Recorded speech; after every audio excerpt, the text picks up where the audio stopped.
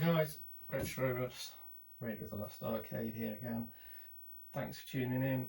This episode I just wanted to show you the Donkey Kong Scratchbuild arcade cabinet I built and give you a lowdown on how I put it together, all the components and how I've got it working, and the finished article, how it looks really next to a real arcade machine and how it emulates. It was put together with the Raspberry Pi and a modern 20-inch CRT, so although it's not got any of the real components in, I just wanted to show you how I've got it and how it looks. So thanks for watching guys, and I'll show you the cabinet. Okay, so here's the cabinet guys. It's a full-size cabinet, exact replica, and it was made by a company called Arcade Base. And they're in Cardiff in Wales, and they were making exact one-to-one replicas of the Nintendo style cabinets, so it is exactly full size. I don't know if you can get a sense of scale next to the Battle Zone cabinet there. The cabinet itself, when it came, was black melamine MDF, coated MDF, so it was all black. I put on this red. It's actually a vinyl car wrap that you just stick. It sticks on perfectly well. Stuck on the red, I wanted to go for the red. I thought it would look different, to have it look like the original red cabs, and it came with this silver, well, the chrome T-molding that you can see. So then on top of that, I stuck the side art there, which was, at the time I didn't know Ollie at Muddy Music Arcade Art Shop, otherwise I would have gone with him. I went with Rockstar print. The quality was a little bit cheaper actually. The quality's okay, I was happy enough with it. Just to go down the sides to give it that finished look, and then actually on the cab itself, the control panel that you can see there, that's called the Bezel around the screen, and then the Marquee at the top. All three of those were from Mike's Arcade in America. I think that, looking back, I think it added up to quite a bit of money, and then included import tax as well. I've got a feeling it could have added up to about £200 or maybe 250 by the time you put the import tax on, I think. But I wanted it to be an exact replica scratch build, so I was happy to put them on. The control panel itself has got, I know they're not Nintendo reproduction buttons, which some people want on them. These are just normal buttons, and the joystick is a Sanwa, which pretty good, very good joystick actually. Plays really well, and I think at the minute I've got it locked on 4-way, so the only games on here are obviously 4-way games. Usually one button, and obviously because of the screen being vertical setup, though I have managed now to put on 4-way vertical two button games, but there's not that many, but putting that as the second button, which is fine. And then really it loads up when you turn it on. The machine loads up into Donkey Kong, which is how I wanted it. So if I take off Bezel, I should be able to show you that inside the cab I've actually got a CRT, not an LCD. Let's hope we can get this off relatively straightforward. Should just come off.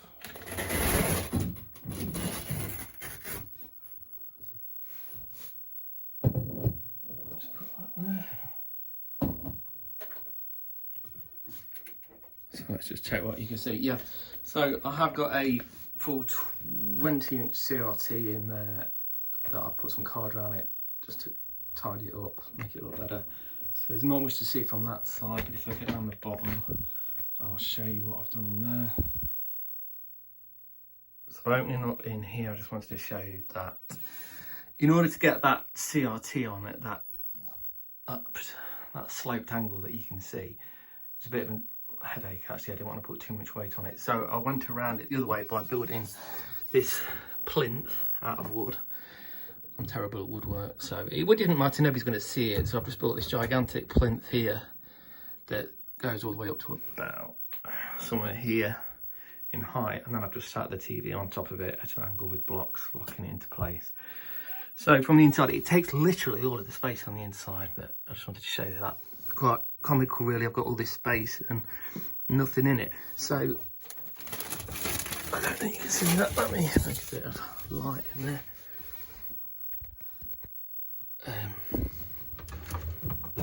Power, I've got this set up here. Not sure you can quite see that.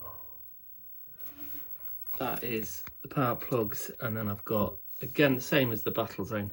This is a mini woofer, and the 2 speakers are actually just behind there. That plugs into, it's running on a Raspberry Pi. It's a Raspberry Pi 3.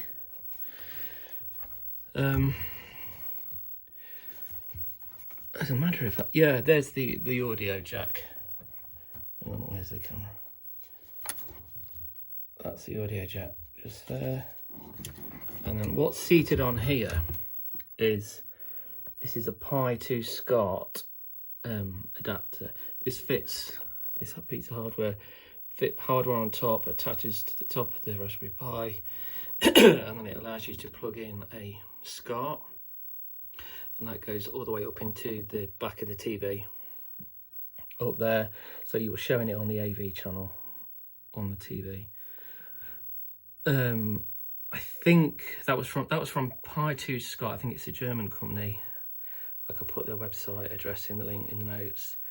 And I also burned an image. Their image file is available for RetroPie, so it works immediately on the CRT monitor, because the original, the normal one for RetroPie is for LCD. So this one was specifically for CRT monitors. So I put that on there and it works perfectly. Same with the Battle Zone. This control panel is rigged up with buttons going into a 0 delay encoder, which is in there. I don't want to take that off, but it's in there. The 0 delay encoder and the buttons and the joystick go into that. That's USB, and the USB then comes down and feeds in there to the Raspberry Pi. So that's how it's set up control wise. So I wanted to show you the Donkey Kong on it. This version of Donkey Kong is not standard for Raspberry Pi. RetroPie recommend using MAME 2003 and ROM set 0.78, which is okay, but it doesn't really, when you look at the real cabinet, it doesn't bear much resemblance to it. The girders themselves are like red, not pink, which they should be. The colours are slightly out. The sound is, it's okay, it's not quite right. I did look into it and found out that from a very later on version of MAME, that they'd adjusted the girders to be the correct colours, pink, and they'd also changed the sounds to make them more accurate. So I found that MAME 2016, which is now 5 years old, had a ROM set 0.223 or something, I can't remember exactly, but that version has got the corrections on, so it now looks a lot better. Luckily on this Raspberry Pi, RetroPie version, I can't remember what version I'm on, 4.5 or 6 or something, it does have MAME 2015 and 16 in it, but they're in the experimental packages section, so that was okay. I still installed it as an experimental package, so it's got MAME 2016 on. I then put on the relevant ROM, 0.223 ROM, whatever it was, and it loads up, which is great. I had to adjust it to make it fit the screen. I think for that you go into RetroWatch. So if I use a keyboard here, I think it's hotkey plus X, was it? Yeah, that brings up the RetroWatch menu. From here, I think it was settings, video. Yeah, I know it's the wrong way around, but it was this. I was changing these readings here, so it was the aspect ratio, because if you look here, the ratio height is 224, which is correct. You can put it as, bear in mind we're the wrong way around on the screen, but 1426, I wanted it quite large on the screen. You can reduce the size of the game down, but the width had to be 224 for it to be correct. And then it was just 7 and 18, I think. I just stretched the image to make it fit the screen, and then I saved it as a core value. So any game that loads up should be the same size on this screen, whether that be Pac-Man or Gallagher. Any of the vertical games will all load up the same size on screen. Then it was just a case of, if you go into MAME, you use the tab. So you can see the tab key on the keyboard brings up your options. So again, on here, it was just a matter of this machine, and then I just entered the joystick movement and the buttons for what I wanted, and even got the coin button to be the one on the door, so that acts like that. So that was setting up MAME. The only other thing really I noticed on this 2016 version was the sound can be a little bit crackly. So I actually, in the MAME settings here, if I go back one, I think it was in slider controls. I think I turned the master volume down there, and also that one down to 60%. And by doing that, for some reason, it helped the sound stabilise and not be so crackly and violent. I'll just show you now if I put a coin up and then play the game.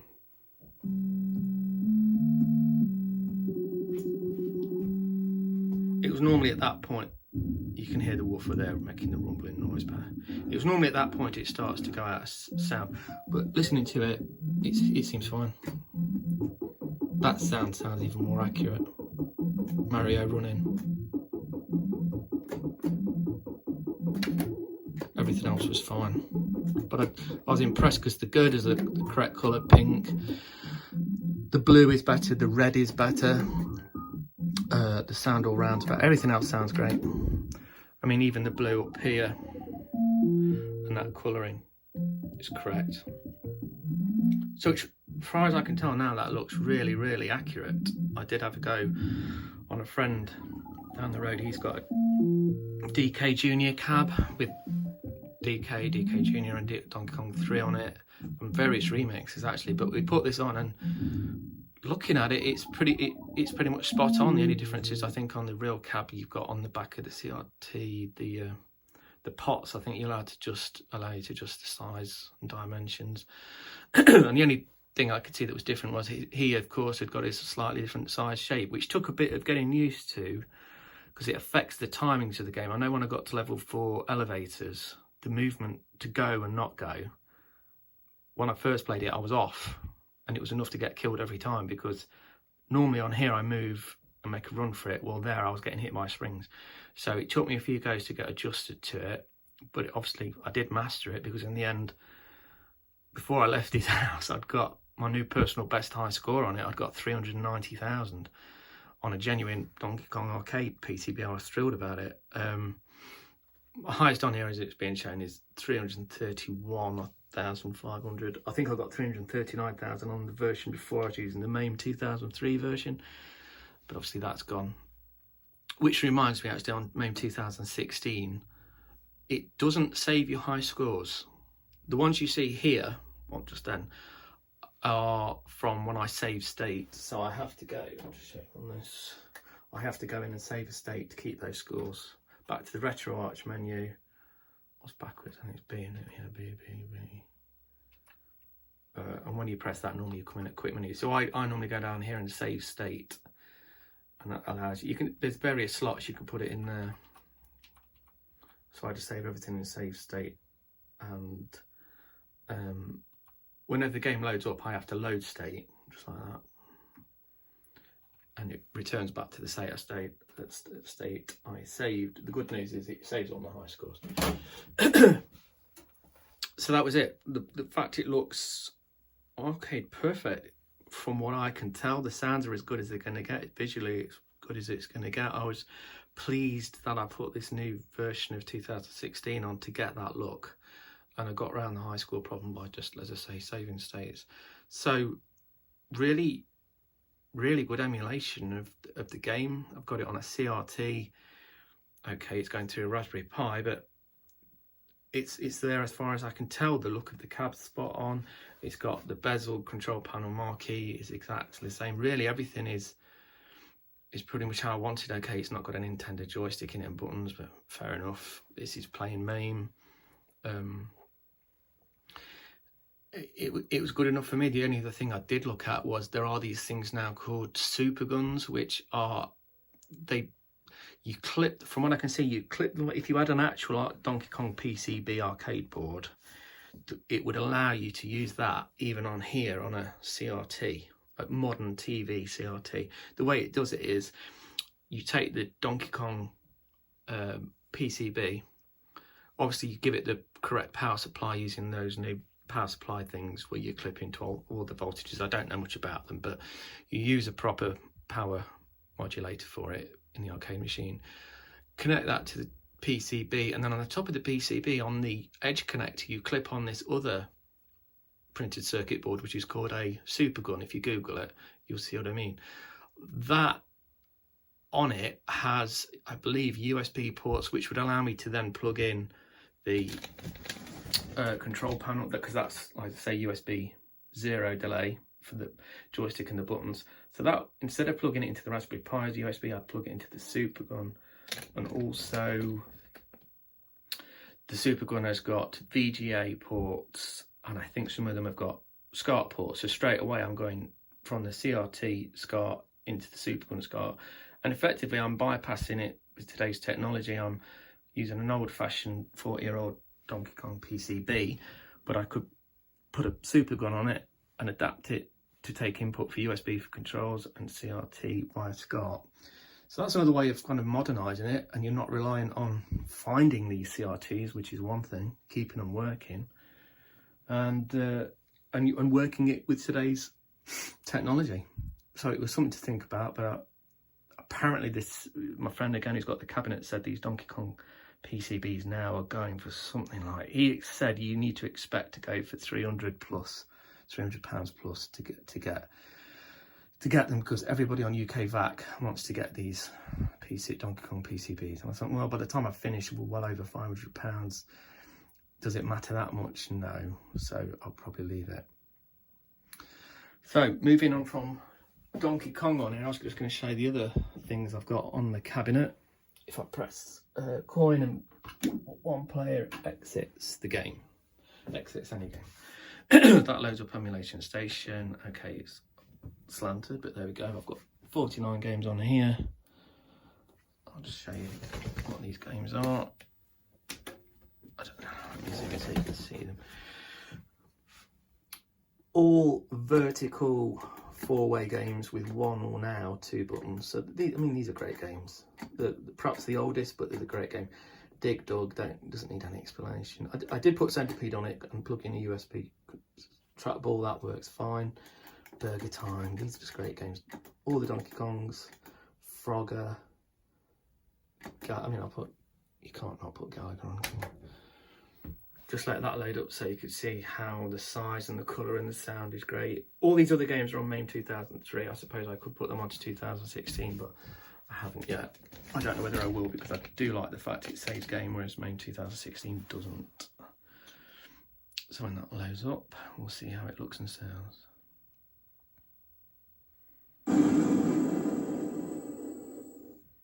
Fits perfectly on the CRT. If I zoom in there, the sounds are great.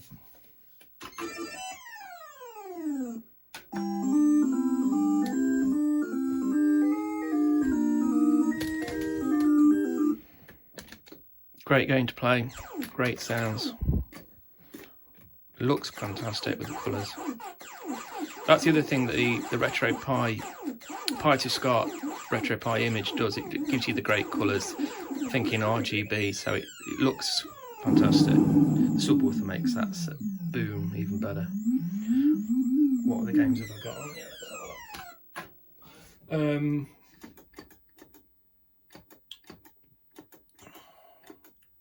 Marquee's one where again with two buttons required, but again I've got that on the 2-player, so anything like that works. I think what's that one called? It's called Shaolin's Road, I think. That's on the 2-player. Pandora's Box, for example. Pac-Man, just to show you how it looks visually on the screen.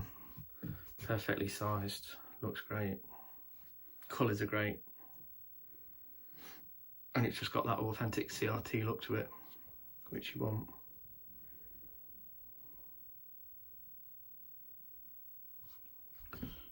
put some coin in it. And it's just there. It looks fantastic. Sounds great.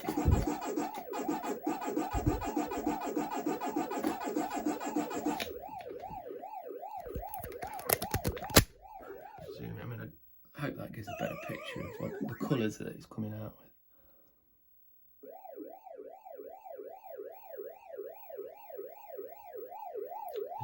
And again, it's only from having a CRT that you get that real look to it.